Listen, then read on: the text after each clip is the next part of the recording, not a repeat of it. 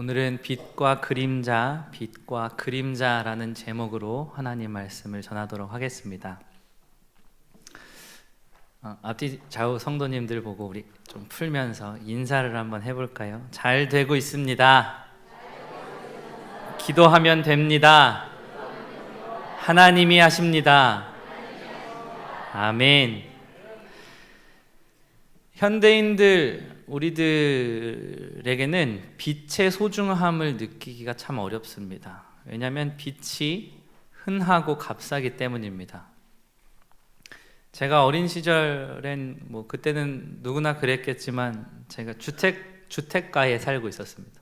동네 골목골목을 다니며 놀던 때, 그때는 80년대 후반 90년대 초반쯤이었을 텐데, 그때는 정전이라는 일이 자주 일어났었습니다.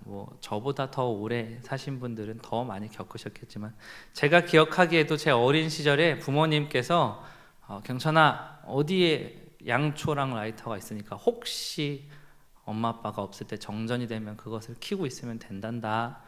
밤에 부모님이 안 계시는 일이 잘 없기 때문에 그럴 일이 없었지만, 밤에 정전이 잘 되면 어머니 아버지께서 집을 더듬더듬 찾으셔가지고 양초에 불을 켰던 기억들이 종종 있었던 것으로 기억이 납니다.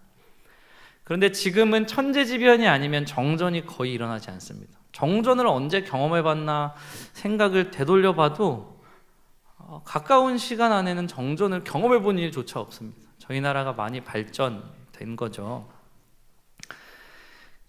우리가 이렇게, 우리 아이들 세대는 아마 정전을 한 번도 경험해보지 않은 아이들도 있을 것도 같습니다. 우리에게 빛은 이렇게 흔하고 값싼 것이 되었습니다. 스위치만 누르면 불이 팍 켜집니다. 저희 예배당에도 이렇게 빛이 너무너무 좋죠.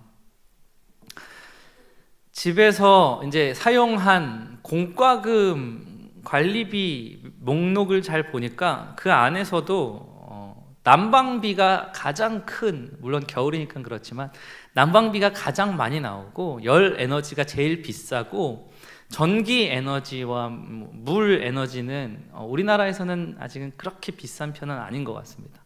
그 중에 전기 에너지를 사용한 분량 중에 빛을 위한 전기만을 따로 떼어 본다 그러면 제가 본 것은 아니지만 그렇게 비싼 돈이 큰 돈이 아니었을 겁니다. 그런데 우리 인류가 이렇게 빛을 손쉽게 사용하게 된 역사가 길지 않습니다. 우리는 이제 대표적으로 에디슨을 알고 있지만 전구를 최초로 발명한 사람이 에디슨은 아니었다고 하네요. 어쨌든 전구가 처음 발명된 지는 150년도 채 안 됐습니다. 저희가 밤을 낮으로 바꾼 시간이 길지 않다는 겁니다. 이 전구를 개발하고 어떤 사람들은 그렇게 이야기했다고 하더라고요. 전구를 개발한 개발자 때문에 인류는 밤을 빼앗겼다, 이렇게 이야기했다고 합니다. 우리가 이 빛을 쉽게 사용할 수 있기 이전의 사람들에게 있어서의 빛은 우리가 생각하고 있는 빛과는 개념이 좀 달랐습니다. 왜냐하면 빛은 하나님께서 허락하신 시간에만 누릴 수 있는 것이었기 때문에 그렇습니다. 호롱불, 촛불 켤 수 있었지만 이런 빛과는 비교가 안 됩니다. 그냥 조금 밝혀서 간신히 책을 읽을 정도밖에 되지 않지 않습니까? 오늘 말씀은 요한복음에 자주 등장하는 예수님의 자기 계시입니다. 이 단어를 많이 들어보셨을 것입니다. 에고 에이미라 부릅니다. 예수님은 세상의 빛이라고 자신을 계시하셨습니다. 이 말씀은 성전 바깥들이라는 곳에서, 많은 사람들이 있는 곳에서 예수님이 선포하셨습니다. 나는 세상의 빛이다.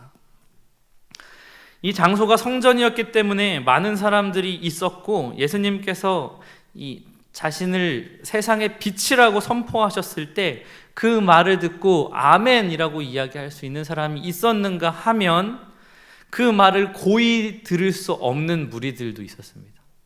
바리새인들이 그랬습니다. 예수님께서 말씀을 하시자마자 질 수 없다는 듯이 쏘아붙이며 예수님께 이야기합니다. 당신이 당신 자신을 세상의 빛이라고 증언하고 있는데 그것은 성립하지 않는다. 왜냐하면 당신 혼자서 증언하고 있는 것이기 때문에 그렇다 하면서 바리새인이 예수님께 손가락질한지 모르지만 쏘아붙이며 이야기했습니다. 무슨 얘기냐면 그 유대인들에게는 두 증인법이라는 율법이 있었습니다. 증인은 꼭 두 명의 말이 이렇게 똑같이 동일하게 증언을 해야 그 말은 맞는 말이다라고 인정해주는 율법이었습니다. 근데 예수님은 혼자서 나는 세상의 빛이다 라고 선포를 하셨는데 그 얘기를 혼자 했기 때문에 안 된다는 것입니다. 그래서 이 바리새인들에게 예수님께서 대답하십니다. 내가 나를 증언하고 나를 보내신 아버지께서 나를 증언하시기 때문에 둘이다. 그래서 내 말은 참이니라 라고 말씀을 하셨습니다. 이 말씀을 하셨을 때의 바리새인들은 예수님께서 나와 내 아버지가 증인이다 할 때 이 아버지가 누구를 의미하고 있는지 바리새인은 처음에 듣자마자 알 수 있었습니다. 왜냐하면 바리새인들이 예수님을 싫어하게 된 주된 이유가 그거였기 때문입니다. 예수님께서 내 아버지라고 하심은 하나님을 가리키고 있다는 사실을 바리새인은 알고 있었는데 예수님께 되묻습니다. 그 아버지가 어디에 계십니까? 당신이 당신과 당신의 아버지가 증언하고 있다고 이야기했는데 그럼 당신의 아버지 어디 있습니까? 알고 있었으면서 물어봤습니다. 왜 그랬느냐면 예수님께서 말로 내 아버지라 함은 하나님 아버지를 뜻하는 것이다 라고 성전에서 이야기를 하면 신성모독죄로 걸리기 때문에 이 바리새인들은 예수님의 입에서 그 말을 꺼내고 싶었던 겁니다. 그래요? 그러면 당신의 아버지는 어디 있습니까? 예수님께서 내 아버지가 하나님 아버지시다 라고 대답한 것이 아니라 둘러서 이야기를 하십니다. 너희가 나를 모르기 때문에 내 아버지를 모르는 것이다. 너희가 나를 알았더라면 너희는 내 아버지가 누구이신지 알았을 것이다. 이렇게 이야기함으로 대화를 마무리합니다. 이 이야기의 흐름을 생각해 보면 예수님께서 뭐라고 이야기하셨냐면 나는 세상의 빛이다. 어둠에 다니지 말고 빛인 나에게로 오면 생명을 얻게 될 것이다. 이런 선포를 하셨을 때 빛이 되시는 예수님 바로 앞에 있었던 바리새인이 어둠 가운데 있었다는 이 사실은 이 이야기에서 참 재밌는 요소입니다. 빛의 근원이신 예수님 바로 앞에서 바리새인들이 서 있으면서 그분, 빛이신 그분께 이야기를 하고 있는데 그들은 그 빛 앞에서도 어두움 가운데 있는 사람들처럼 빛을 보지 못했습니다. 이 빛이라는 빛에 대한 이야기를 하기 위해서 다른 이야기를 좀 해보도록 하겠습니다. 빛이 있고 사물이 있으면 반드시 생기는 게 있습니다. 그것이 무엇일까요? 정답입니다. 소년부 같으면 과자를 이렇게 꺼내서 드릴 텐데 안 챙겨와서 못 드리고, 빛이 있고 사물이 있으면 반드시 생기는 그림자입니다. 그런데 이 그림자의 특징이 있습니다. 그림자는 실체가 존재하는 것이 아니라는 것이 특징입니다. 그림자는 무슨 말인고 하니 그림자는 빛이 없거나 사물이 없으면 생기지가 않습니다. 독립적으로 생성되는 물질이 아닙니다. 단지 빛이 닿지 않는 부분이 생겨 있어서 우리가 눈으로 볼 수 있는 어떤 영역이 생긴 것뿐입니다. 우리의 삶에서도 이러한 그림자와 비교할 수 있는 것이 있습니다. 하나님께서는 우리에게 볼 수 있는 이 가시적인 빛들도 주셨지만 또 다른 많은 빛들을 주셨습니다. 건강의 빛도 주고 계시고 관계의 빛도 주고 계십니다. 삶의 모든 영역에서 하나님은 우리에게 은혜로서 빛을 계속적으로 주고 계십니다. 그러면 하나님께서 우리에게 주시는 빛들, 은혜, 따뜻함, 풍성함의 어떤 영역들이 많이 있다 그러면 여러분은 하나님께 어떤 빛의 요소를 받고 싶으십니까? 재물, 부여. 여러분들이 아닌 것 같은 표정을 짓고 있어서 지금 마음이 많이 어려운데요. 우리에게 비춰주시는 이 빛 중에 풍요와 부요, 재산, 어떤 그런 종류의 빛을 비춰주십니다. 그렇기 때문에 우리는 현실에서 살아갈 수가 있는 것이죠. 그런데 이 부요의 빛을 비춰주셨을 때, 나에게 빛을 비춰주셨을 때 그 빛이 나를 투과해서 뒤에 생기는 그림자가 있습니다. 저는 그 그림자를 이렇게 이름할 겁니다. 돈, 커다란 집, 좋은 차라고 하겠습니다. 왜냐하면 돈, 커다란 집, 좋은 차는 물질의 빛을 받고 있는 동안에만 있다가 그 빛이 사라지면, 하나님께서 우리에게 비춰주시는 그 풍요의 빛이 사라지면 그 그림자는 금방 사라지기 때문에 그렇습니다. 영원한 것이 아닙니다. 또는 이 빛의 방향이 바뀌면 이곳에 있었던 그림자는 완전히 없어지고 그 그림자는 이쪽으로 옮깁니다. 무슨 얘기냐면 형태와 크기가 변한다는 말입니다. 그렇기 때문에 우리가 볼 수 있는 이 소유하고 있는 많은 것들은 삶의 방편일 뿐이지 그것 자체를 하나님께서 내게 주신 빛이야 라고 이야기할 수가 없는 것입니다. 다만 부요라는 이름의 빛이 비쳤을 때 생긴 그림자입니다. 언제든지 없어지거나 변형될 수 있고 방향이나 크기와 모양이 바뀔 수 있다는 말입니다. 그런데 문제는 우리가 그 그림자를 실체로 인식하게 될 가능성이 있다는 데 있습니다. 이 그림자를 실체로 인식하는 겁니다. 왜냐하면 그 그림자가 항상 그 자리에 있었기 때문입니다. 늘 그 자리에 있었던 그것을 처음에는 내가 빛 때문에 그림자가 생겼네라고 하지만 그 자리에 계속 그대로 있는 그것을 보면서 저것이 실체인 것 같은데? 계속 저기 있는데? 안 없어지는데? 영속성이 있는데? 그 그림자를 계속 볼 수 있었기 때문에 그 그림자가 영원히 거기에 있을 것처럼 착각하게 된다는 것입니다. 우리가 알고 있는 그 그림자들 모든 것들은 조금만 빛의 방향이 달라지면 없어집니다. 그 자리에서 완전히 없어지는 겁니다. 그래서 삶의 방편이 되는 아까 이야기했던 그냥 대표성을 가지고 이야기하는 겁니다. 돈, 커다란 집, 좋은 차는 절대로 하나님께서 우리에게 주시는 빛 그 자체는 될 수가 없습니다. 만약 그 그림자를 실체로 여기고 쫓아가기 시작한다면 우리는 반드시 넘어지거나 실수를 하게 됩니다. 이 그림자를 실체로 여기고 살아가는 사람들의 특징이 있습니다. 첫 번째로는 이 그림자에 집중하는 삶을 살게 되는 것입니다. 빛이 오는 방향이 있으면 그 빛의 방향으로 서서 그 근본이 되는 빛을 바라보고 있는 게 아니라 이것을 실체로 생각하고 이 방향만을 보고 살아가는 겁니다. 그런데 이 그림자를 보면서 살아가는 사람들의 삶의 특징은 쉽게 피곤하고 힘이 들 수밖에 없습니다. 왜 그러냐 하면 재물을 예로 들었으니까 제가 재물로 예를 계속 들겠습니다. 재물이 인간의 삶에서 실체라고 여기고 그것을 바라보는 사람들의 표정에서 묻어나는 피곤함이 있습니다. 왜 그러냐면 이 그림자들은 그 모습과 어떤 형태들이 계속 변할 뿐만이 아니라 그것을 보고 있으면 우리가 생각할 수 없는 많은 요소에 의해서 언제든지 없어지거나 옮겨가거나 크기를 변할 수 있기 때문에 그렇습니다. 그래서 그것을 바라보다 보면 피곤합니다. 어떻게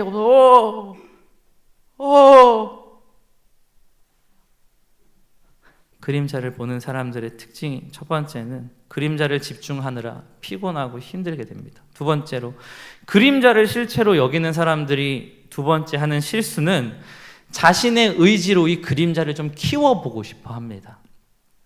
그림자를 내 의지로 이쪽만 바라보고 있는 사람들은 그림자를 키워보려고 하는 것입니다. 여러분, 그림자를 키우는 두 가지의 방법이 있습니다.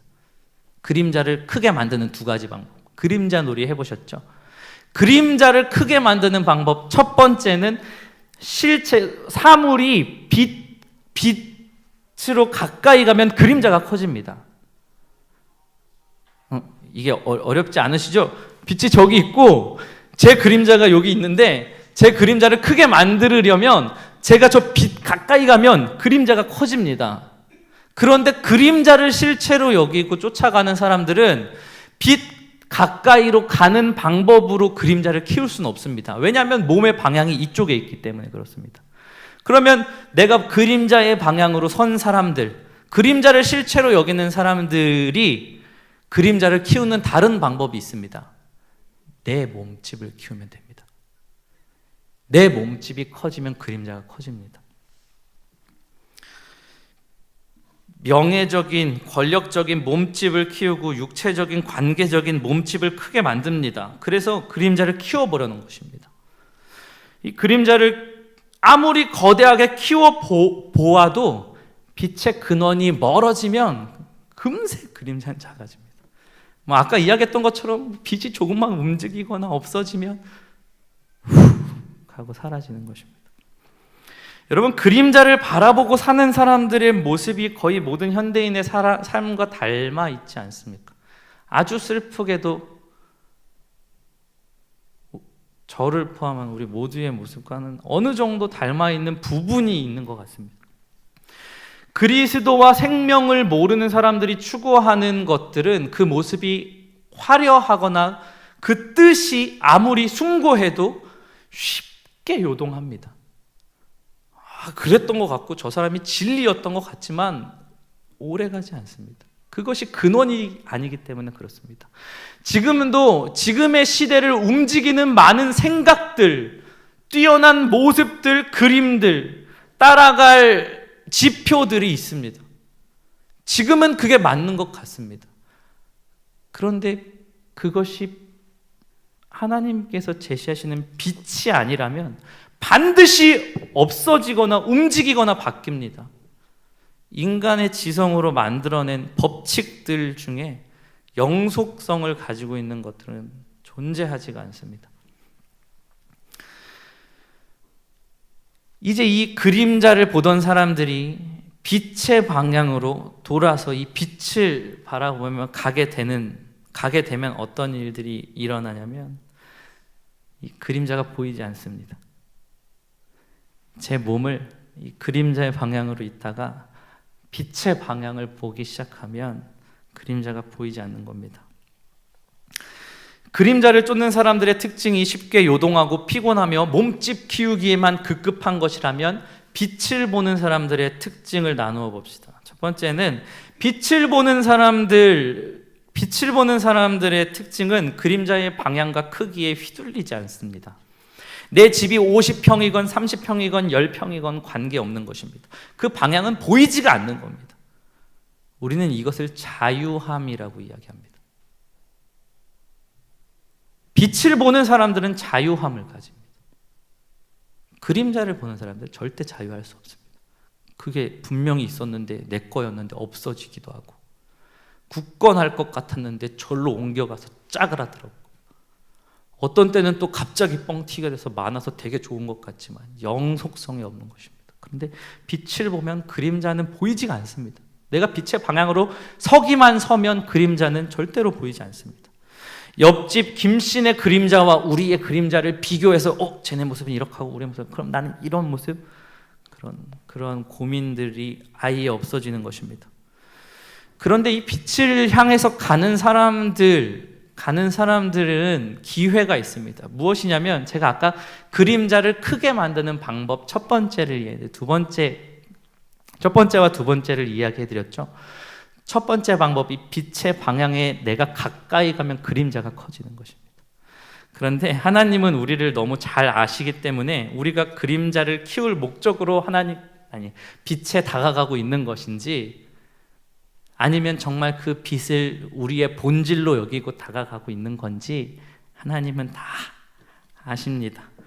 그래서 단지 결과로서 이야기해드리는 것이지 이것을 목적으로 빛에 다가서라는 이야기를 하는 것은 아닙니다. 어찌됐든 빛을 바라보는 사람들의 삶의 특징은 그림자의 방향과 크기에 휘둘리지 않습니다. 두 번째로, 빛을 바라보는 사람들은 자기의 몸집을 키우지 않습니다. 예수님께서 제자들에게 한 번도 얘들아 너네 공부 좀 해라, 성경 펴고 공부 좀 해라. 너네 내가 200원짜리 빵 사람에서 500원 줬는데 왜 200원밖에 안 가져와? 공부 좀 해라, 공부 좀. 이렇게 이야기한 적이 없으십니다. 예수님은 아셨던 겁니다. 제자들이 능력을 기르는 형태로 하나님의 일을 성사시킬 수 없다는 것을 예수님은 아셨습니다. 이러한 측면에서 목회자의 길을 걷고 있는 저도 스스로 제 몸집을 키우고 있는 것인지 되돌아보게 될 때가 많습니다. 왜 그러냐 하면 이 두 방향이 완전히 본질적으로 다른데 모양이 똑같습니다. 제가 좋은 목회자가 되기 위해서 설교 훈련이라는 것을 해야 한다, 연습해야 한다라고 해봅시다. 만약 제가 제 몸집을 키워서 많은 교회들의 선택을 받을 수 있는 능력 있는 목회자로 제 몸집을 키우는 것이 목적이어도 저는 설교 훈련을 할 것입니다. 근데 이게 아니라 나는 하나님 나라의 일을 열심히 하기 위해서 성실함을 가지고 있을 거다, 성실함을 가질 것이다 라는 마음을 가진다면 그때도 설교 훈련을 할 겁니다. 이 둘은 본질적으로 바라보는 방향 자체가 다른 것입니다. 그런데 모양이 똑같습니다. 그래서 악한 역사들은 이 모양을 가지고 우리에게 그거 해, 너 목회자인데 설교 준비, 설교 연습해, 그러면 사람들이 좋아할 거야. 여러분, 우리가 우리의 생존을 위해 전문성을 가지는 것, 우리의 생존을 위해 전문성을 가지는 것과 하나님 나라의 일을 위해 성실한 것은 모양이 똑같습니다. 내 마음이 어느 방향을 향했나가 다른 것입니다. 종국에는 완전히 다른 결과를 만드는 것입니다. 내가 생존을 위해 전문성을 키우는 목적으로 이 방향으로 계속 가다 보면 너는 그것의 전문가니까 그걸 해야지 라고 인정받으면서 하다가 끝에 하나님이 빠지는 것입니다. 내가 근데 똑같은 전문성을 가지고 나는 이것으로 하나님 나라를 이루겠다는 열망을 가지고 이 일을 성실하게 하는 사람이 된다면 하나님께서 영광 받으시게 하는 사람이 되는 것입니다. 길었는데 빛을 바라보는 사람은 제 몸집을 키우는 것은 전혀 목적이 되지 않습니다. 다만 빛의 방향으로 몸을 세워서 가면 아까 이야기했던 본질은 아니지만 그림자는 자연스럽게 커지는 것입니다. 말씀을 맺겠습니다. 예수께서 또 말씀하여 이르시되 나는 세상의 빛이니 나를 따르는 자는 어둠에 다니지 아니하고 생명의 빛을 얻으리라. 이 말씀을 하실 때에 그 장소는 성전이었고 그곳에는 성전에 그냥 있던 사람들, 예수님을 따라다니는 사람들, 그리고 예수님을 싫어했던 많은 사람들이 있는데 그 모든 사람들에게 동일하게 예수님은 선포하셨던 겁니다. 제자들한테만 야 뭐야? 얘들아 내가 세상의 빛이야. 이렇게 하신 게 아닙니다. 나를 좋아하는 사람, 싫어하는 사람, 지나가던 사람, 여기 있던 사람 성전에서 그냥 선포하셨습니다. 내가 세상의 빛이다.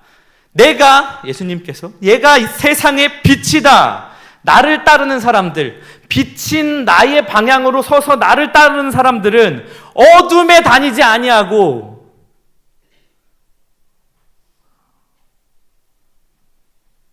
반드시 생명의 빛을 얻으리라. 아멘. 혹시 여러분 그림자의 방향을 향해 서 계시지 않습니까? 여러분 삶이 많이 피곤하지 않습니까? 이것 보느라고 흔들리는 것 이것 보느라고 너무 힘들고 어려운 삶 살고 계신 것 아닙니까? 욕심의 그림자들을 오랫동안 바라보아서 그것이 혹시 실체인 것처럼 혹시 보이진 않습니까? 만약 그림자의 방향을 보면서 불안해하고 힘들어하고 늘상 바뀌는 삶의 모습들 때문에 요동하셨다면 그 그림자를 잊게 만드는 빛의 방향으로 몸을 돌려서십시오. 그 그림자는 실체가 아니었을 뿐만이 아니라 이것이 있었는지조차 의식하지 못할 정도로 강렬하고 따뜻한 빛의 방향, 생명의 방향을 바라보시기 바랍니다. 사순절 기간입니다. 예수님이 생명의 빛이 되십니다. 예수님이 생명의 빛이 되십니다. 아멘. 더 이상 요동치 않고 생명의 빛에 거하시는 성도들이 되기를 예수님의 이름으로 축복합니다. 우리 성경 말씀 몇 구절 제가 선포하고 마치도록 하겠습니다. 시편 36편 9절입니다. 진실로 생명의 원천이 주께 있사오니 주의 빛 안에서 우리가 빛을 보리이다. 아멘. 이사야서 42장 6절입니다. 나 여호와가 의로 너를 불렀은즉 내가 내 손을 잡아 너를 보호하며 너를 세워 백성의 언약과 이방의 빛이 되게 하리라. 아멘. 말라기서 4장 2절입니다. 내 이름을 경외하는 너희에게 공의로운 해가 떠올라서 치료하는 광선을 비추리니 너희가 나가서 외양간에서 나온 송아지같이 뛰리라. 아멘. 요한복음 1장 9절에서 14절 마지막으로 읽고 기도하고 마치겠습니다. 참 빛, 곧 세상에 와서 각 사람에게 비추는 빛이 있었나니 그가 세상에 계셨으며 세상은 그로 말미암아 지은 바 되었으되 세상이 그를 알지 못하였고 자기 땅에 오매 자기 백성이 영접하지 아니하였으나 영접하는 자 곧 그 이름을 믿는 자에게는 하나님의 자녀가 되는 권세를 주셨으니 이는 혈통으로나 육정으로나 사람의 뜻으로 나지 아니하고 오직 하나님께로부터 난 자들이니라. 말씀이 육신이 되어 우리 가운데 거하심에 우리가 그의 영광을 보니 아버지의 독생자의 영광이요 은혜와 진리가 충만하더라. 아멘. 기도하겠습니다.